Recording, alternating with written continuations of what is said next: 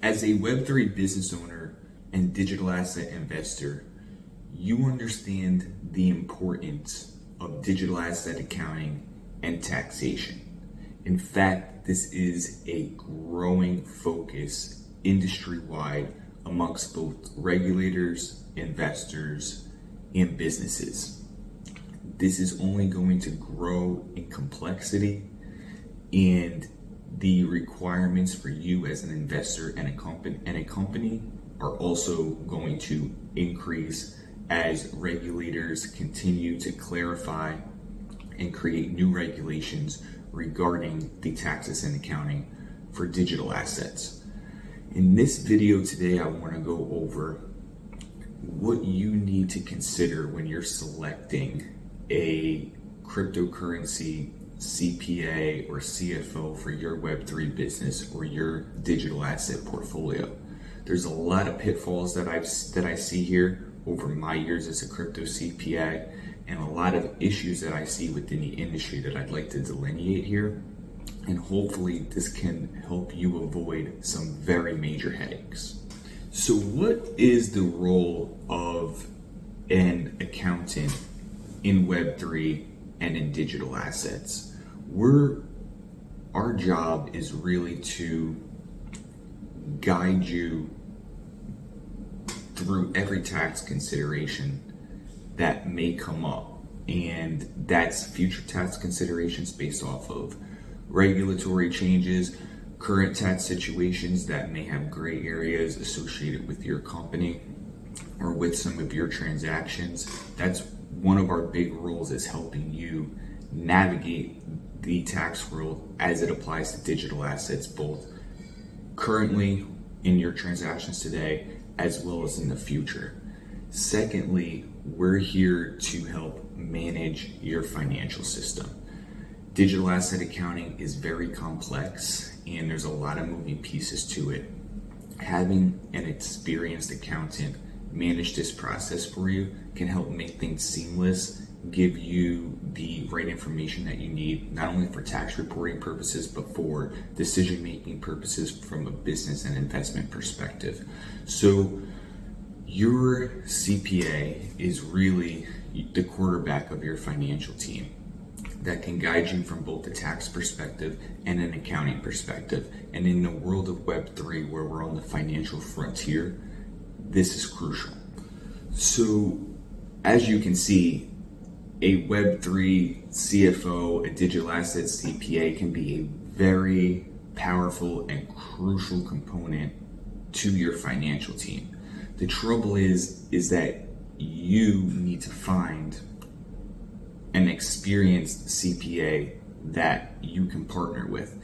And in the world of Web3 and digital assets, unfortunately, at least for right now, this is easier said than done. Obviously, digital assets and Web3 is a newer industry that's still developing, and as a result, there hasn't been a lot of focus on this area professionally in the accounting and tax industry. So the amount of experienced professionals that have years of experience and deep experience and thousands of hours doing this type of work is extremely limited. Yet there's a huge need in our industry for these professionals. So one thing that I'm seeing right now is there's a lot of industry professionals that don't necessarily have a deep level of experience and expertise in the space that are coming into the space to provide services, because there's this gap between the needs of clients and the amount of service providers that are really out there. So I think it's great to see more people coming into the space, because the need for tax and accounting guidance in Web3 and digital assets is huge. But the problem is that a lot of these newer accountants and CPAs that don't have this background in digital assets are coming into the space, and they don't fully understand the accounting and tax intricacies of digital assets and of Web3. And at this point, there's a huge learning curve. So I'm seeing a lot of issues out there when I'm talking to potential clients that maybe worked with new firms, or when I'm doing interviews to hire people for my firm from other firms, I'm starting to see some issues with some of the service providers in the space. You need to make sure that you're working with an experienced accountant. And I'm going to outline some questions and some considerations that can help you separate who really understands digital assets in Web3 versus who is here to just make a quick buck and get a new client. So one big issue that I see that you want to make sure that you avoid and you want to address with your CPA or accountant up front is making sure that they have a sound due diligence process to ensure that their accounting is accurate when it comes to your Web3 business and your digital asset portfolio. Now, getting into all of the due diligence considerations is outside the scope of this video. I'll do another video on that. But there are some glaring things that I see, particularly, again, like when I'm trying to hire new employees and also when I'm assessing work from new potential clients that are coming from other firms. There's just some very common due diligence errors that I see. So again, I'm not going to get into every one, but one that you really should consider is verifying your ending balances. So what do I mean by that is that when your accountant does your digital asset accounting, they're gonna calculate your income, your gains and losses, and all of the taxable transactions associated with your activity for that year. Once this is all calculated, also what they'll have is your closing positions. Your closing positions will show what assets that you were holding and what amounts of those assets you were holding at the tax period in which they did the accounting. So if you're doing your accounting as of December 31st, 2023, their closing position report is going to show what assets were you holding as of December 31st, 2023. What you and your accountant should be doing is verifying those calculated ending balances to your actual ending balances. This sounds very simple, and it's appalling how much this isn't done. And it's borderline negligent from my perspective if this isn't completed. You need to, if their calculated ending holdings is either understated or overstated, this is your biggest clue that there's some discrepancy within the accounting that needs to be thoroughly investigated. In fact, if your CPA isn't doing this simple due diligence check with you, there's no way they could really be confident in the accounting, because this is one of the final checks that should be done after a series of other due diligence checks. So I'm seeing many firms not verify this information with their clients, sometimes not even provide it to their clients. And what's even more surprising is there's some softwares that are out there that actually won't even give you your detailed ending cost basis data at the transactional level, which is really crucial to have if you want to roll over from other systems, from other software. So making sure that you get a detailed transaction level ending closing position report and that you verify that is crucial, and it's just a huge issue that I'm seeing right now. So take that under consideration. Another issue that I see that I sort of highlighted on is that you may not even have this ending cost basis data provided to you, and that could be just from lack of understanding, or it could be that the software that you're working with or the CPA firm that you want to work with is somewhat, holding you hostage in a way, because if they're retaining your ending cost basis data, when you try to come to another firm or another software, you're left in a precarious position where if you don't have that transaction level data, we can't roll that over into another system. And we're going to be left with either having to re-upload all of your transactions, which possibly may involve some new reconciliation, or you're going to just basically be stuck with them. So you need to be scrutinizing this ending closing positions at the transactional level, and you need to make sure that you have a good data set that you can keep so you're not held captive by any of these firms or any of these softwares. Another consideration when you're assessing a Web3 CFO or a digital asset CPA is their pricing structure. If you go down this hourly pricing route, especially for something like digital asset accounting, you can be left in a very bad position. I'm hearing where a lot of firms price hourly. We get into these data issues with their accounting, and then basically they're going back to the client saying, hey, we underestimated the hours. It's not going to be 20 hours. It's going to be an additional 20 hours on top of that. So there's a lot of what I'm seeing is people are entering into these hourly engagements with firms. The firms aren't able to readily estimate the amount of work that goes into the accounting, probably due to a level of inexperience on their part. They underestimate the hours. The client pays them for maybe 10, 20, 30 hours of work, and now everything's not complete. And now the client needs to pay more money, or they're not getting any of their accounting deliverables. You really want to avoid this. My firm, because we've been in this digital asset accounting space since 2016, we're very good at understanding the time and overall investment from our employees that's going to go into establishing an accounting system for you and managing it. And since we're able to assess this appropriately, we don't do hourly pricing, we do fixed fee upfront pricing. So that way you know what it's going to cost to get your accounting handled. And because we reviewed everything beforehand, we know what it's going to take to get this completed. So we're both going into the engagement on the same page, both with full knowledge of what the ask is on both of our sides, and there's no surprises, and then we can just focus on getting the work completed. So I believe that that's a better model, and I've heard many complaints from people that went down this hourly pricing route. So this is another consideration, and it's something that you certainly want to address up front when you're assessing a CPA firm. Another issue I see from when I'm speaking to new clients that are coming into the firm is that a lot of times they switch because they're getting lack of responsiveness from their CPA. So, they'll start their digital asset accounting, maybe they'll reach out to them with some questions to clarify some transactions appropriately.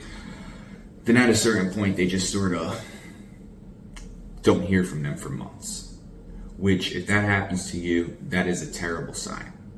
It means that there's probably no progress being made on your accounting. There's been some bottleneck that's been hit that the accountant can't overcome. And basically, you're in a holding period on getting your accounting and taxes done. So you want to make sure that you don't have any of these communication gaps with your accountant. You also want to make sure you're very responsive in your responses to them, because there are certain things that we need to clarify within your wallets with certain transactions. So you really want to be careful with this lack of responsiveness. If you start to see this, it's a very bad sign. It means that your accounting is probably not getting done properly, and you may have tax issues down the road.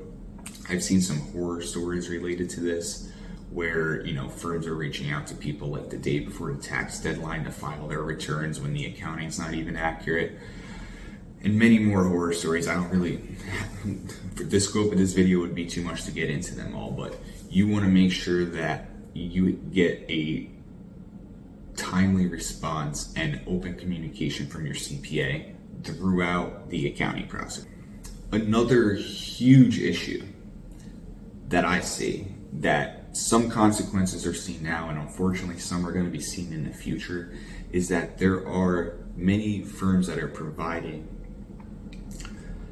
in my opinion, bad tax advice to their clients, both on the digital asset side and on the Web3 side. Usually these tax positions, from my perspective, are overly aggressive, or also sometimes just related to the fact that the advisor may not fully understand the nature of the transaction, and just that could be due to a lack of understanding of crypto and digital assets and NFTs.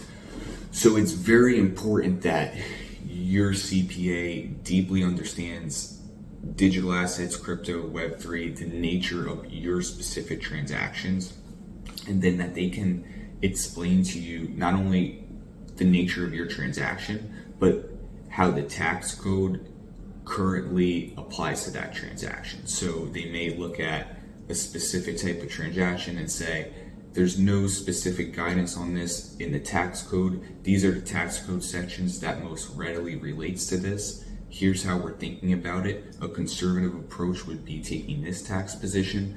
This would be more of an aggressive approach, which we don't necessarily recommend for these reasons. That should really be the types of conversations that you're having with your tax advisor. What I see is many advisors, due to lack of understanding of the transactions or just a motivation to take overly aggressive tax positions, they're out here misguiding many clients, in my opinion. Again, going over all of the ways that all of these bad tax positions would be outside of the scope of this video. But you just want to be very careful with any tax advice that you do get. You want to scrutinize it, and you never just want to take anything from your CPA without getting an explanation from them and even researching it for yourself. No one should tell you to take a tax position or to set up a certain entity structure for your company or to take certain business deductions if they don't explain to you why you're able to and how the tax code relates to your specific circumstances. So make sure that when you're speaking with your CPA, you're not just getting spoon-fed, do this, do that. You really want to get the lay of the land and understand how the tax code relates to your scenario so that you and your CPA can work in tandem in arriving at a tax position for you as the taxpayer. So another large issue that I see across Web3 CFOs, digital asset accountants, crypto CPAs is that they don't all have the skills of being able to read the block explorer, especially when it comes to complex transactions. And if you're really not able to do that, it's very hard to track and trace people's transactions through the different stages. And as a result, what you can find some firms doing is basically they're just taking your wallets, taking your exchanges, plugging them into a software, and more or less just giving you the output from that. Maybe they'll make a couple adjustments within it, but there's not really any scrutiny on your accounting flow. They're probably going to end up miscategorizing certain transactions, especially when it comes to NFTs or DeFi or these types of more complex transactions that aren't necessarily going to come across the accounting APIs correctly. If your CPA is not spending hundreds and thousands of hours cumulatively in the block explorer and just tracking and tracing transactions, it's unlikely that a tax software that they just plug your accounting into is going to be accurate. So you need to make sure that you partner with a CPA that understands the blockchain, can trace the block explorer, and has put in thousands of hours tracking and tracing transactions. Like I said, at Camuso CPA, we've been providing digital asset accounting services and tracing blockchains since 2016. So I've spent way more than 10,000 hours in these block explorers.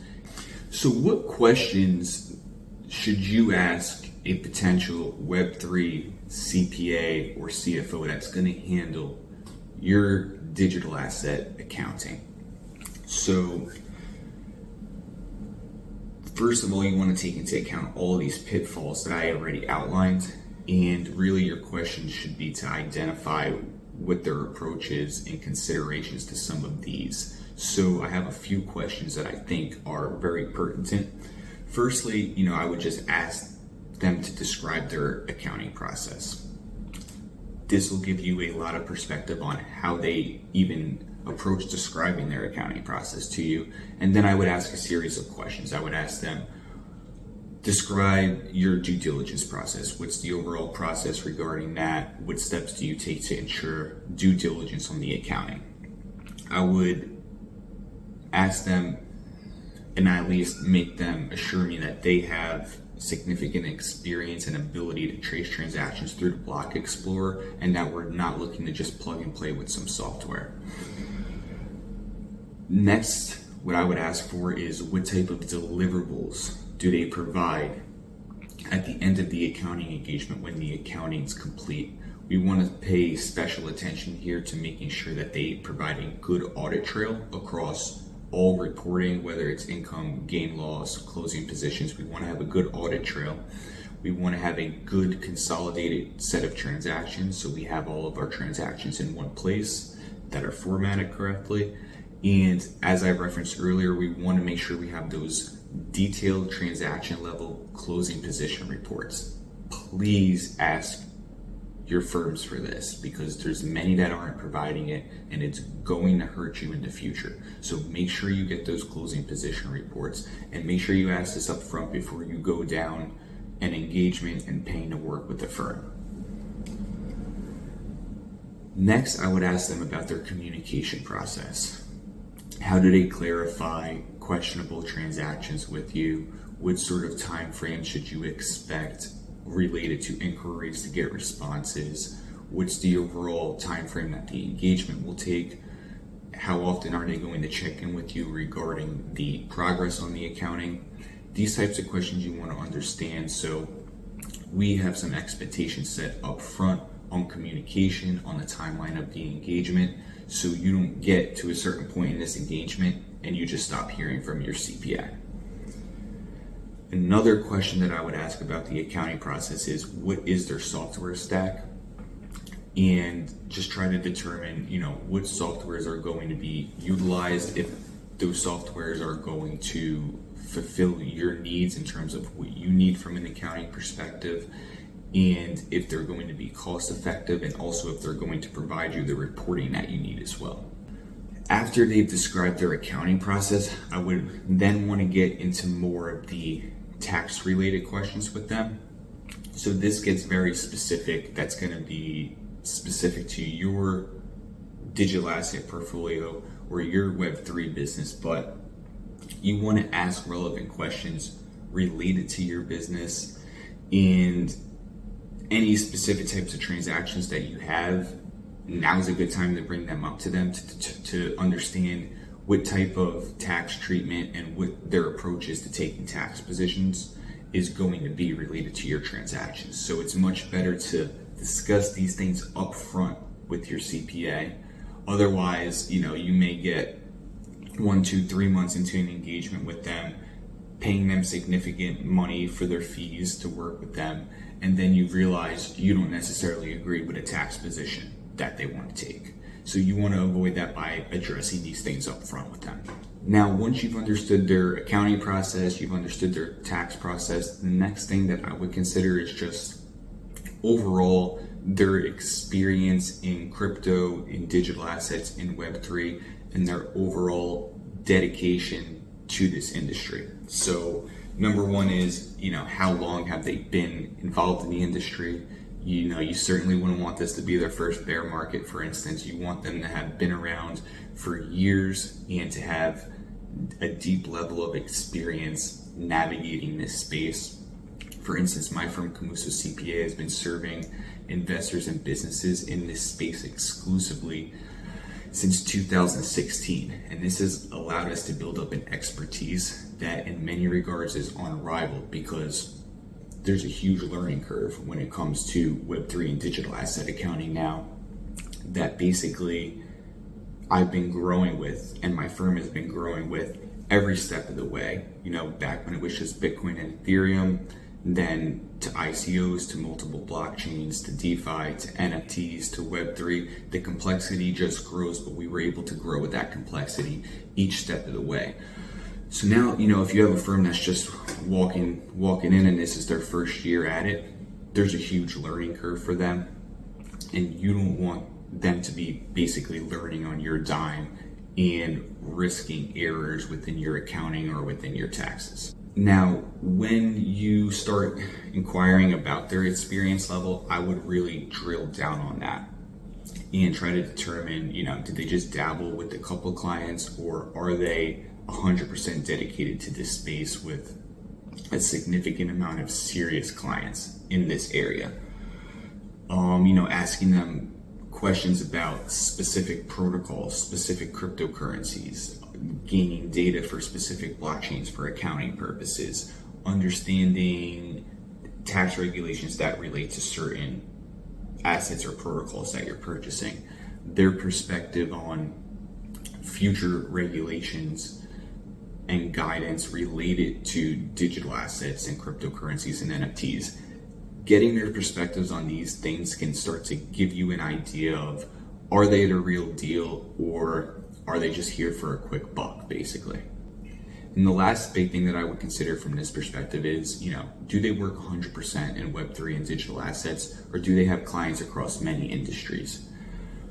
Web3, crypto, and digital assets is a full-time job. I spend every single day of my life staying on top of this 100%. Working across multiple industries is probably not going to be the best approach, and it's probably wouldn't be my choice of a CPA firm to work with from a digital asset accounting perspective. There's a lot of nuance and a lot of details that go into the tax considerations here when we're dealing with a whole new way of doing business and a whole new digital asset class. So you want to work with someone that's dedicated to this space 100% and they're in the trenches every single day. Are you a Web3 company or a digital asset investor that's looking for an experienced CPA firm or CFO? Look no further than Camuso CPA. We've been providing digital asset accounting services and tax services since 2016. 100% of our clients are in Web3 and digital assets. Regardless of the level of complexity in your accounting or in your tax considerations, Camuso CPA has you covered. Contact me and my team today to schedule a consultation to discuss your accounting and your tax needs in detail.